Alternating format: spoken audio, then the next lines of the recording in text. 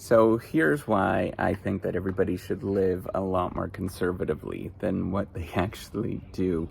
Many of us sort of live right at the limit of when you bring in a certain amount of money, you have that money going out in various different payments and things like that.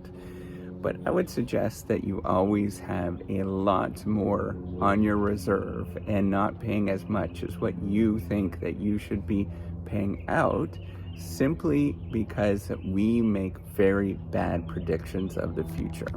As human beings, we're not good at predicting the future. And there's two things that we end up doing. One of them being that we do not forecast opportunities very well. We don't see what's going to happen in the future. And if we don't have excess resources that are sitting there, what's called slack resources, then we can't use those slack resources for new opportunities when they come around. And the second thing is that we have a tendency to overestimate the sort of greater benefit that's going to happen to us. And we can't sort of forecast risk very well, or things that are negative that are going to happen in the future.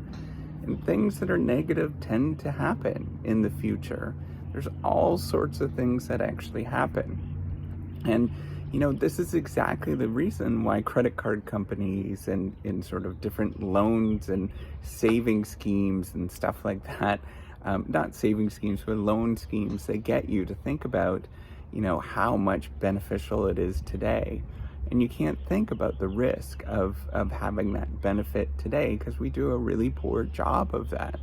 Bad things do happen, and we don't like to think about those bad things.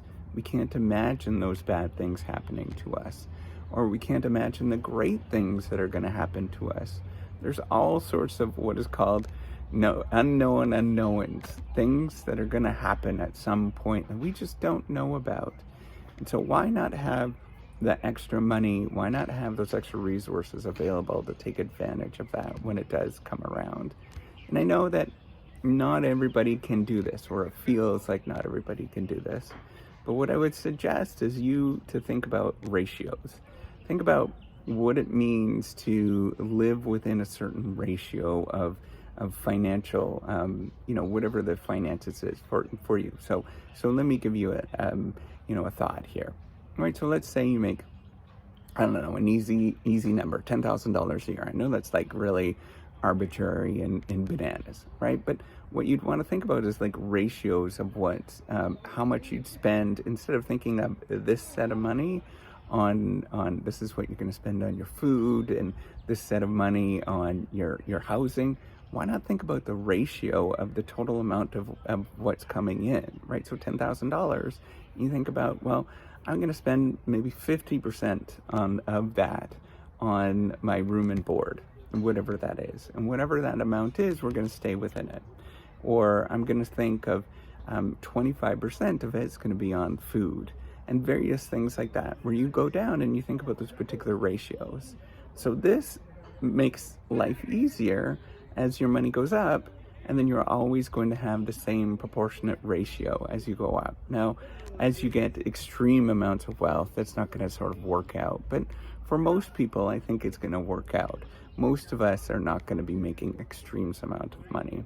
So I want you to always think about, how can I always have a little bit of a slush fund that's sitting around, or money that just seems like a waste at this moment. And it's going to feel like a waste. It always does. It feels like you're totally wasting money. And in reality, you kind of are in the time being. And that's all you're doing, is you're shifting from feeling like you're wasting right now, or the benefit that you're getting right now, for some benefit in the future that you can't forecast, whatever that might be. So having, either you call it an emergency fund, or you call it a slush fund, or you call it a FU fund, right? Sometimes you want to do that FU fund so you could just leave your work to go do something that you really want to do. Having any of those kind of things are good, because it just means that you have a little bit of extra money there, just in case something either really bad happens or really good happens. You just don't know what it's going to be when it actually happens, or when it's going to happen. And so you should always have that money sitting there, thinking about what's going to happen right now. Where are things going to go? And I'm not saying that you live ultra conservatively and live in a tent, like I've said before on this channel, which you can do. But, think of something that is a moderate, lifestyle that's within your means. You don't need to get all of that kind of stuff that many people think that you should get. It's okay to say, no, I don't need to do that particular thing today. You can really do that. And it becomes a lot easier as you get practice with it. And you just live within your means. And you know what? Here's the thing. It's going to be your friends and family that are going to push back the most. Whoever those people are. And sometimes your colleagues too. They're going to push back, right? Your work colleagues. But remember, it's not their life. It's your life. And you have to have that sort of gumption, that disregard, that feeling of I can do this thing and everybody else doesn't have to, I don't have to be accountable. I don't have to think about those other people, and I could just do it because I know that this thing is the right thing to do.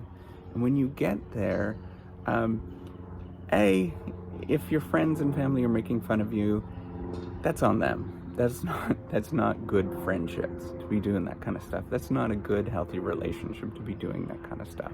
They should be cheering you on. And B, you at least know where people stand when you do those kind of things, and then you can figure out how reliable they're going to be when something real happens in your life. All right, take care and have a wonderful day. Thanks so much for listening.